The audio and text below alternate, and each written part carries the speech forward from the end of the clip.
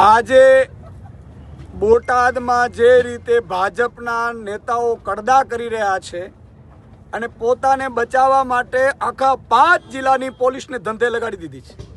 Police અત્યારે બીજું કામ જ નથી કરી શકતી, તપાસો અટકી પડી છે. જ્યારે જ્યારે ભાજપના નેતાઓને પ્રજા ઘૂસવા નથી દેતી ઘરમાં, એટલે પોલીસને આગળ કરી દે છે. અને જ્યારે મેં કાલે જાહેરાત કરી, રાજુ કરપડાજીની ધરપકડ કર્યા બાદ, અમારા ખેડૂતો ઉપર ફરિયાદો કર્યા બાદ કે ભાઈ કાલે બોટાદમાં પંચાયત થશે એટલે ભાજપ પણ જ્ઞાન આવ્યું. અત્યારે એના ચેરમેનો નિવેદનો કરી રહ્યા છે કે માંગણીઓ સ્વીકારી લેશું. હજી સ્વીકારી નથી, તમે ગુમરાહ કરો છો.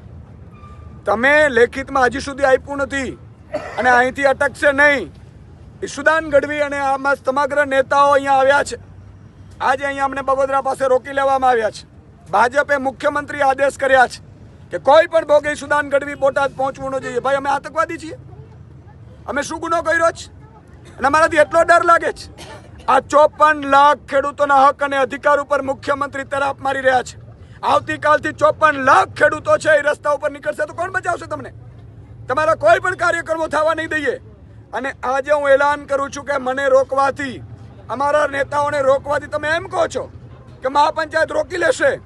ખેડૂતોને હું આહવાન કરું છું, મહાપંચાયતમાં રાજુ કરપડા ત્યાં પહોંચી રહ્યા છે. રાજુ કરપડા મહાપંચાયત કરશે. હું ચેલેન્જ આપું છું તમને.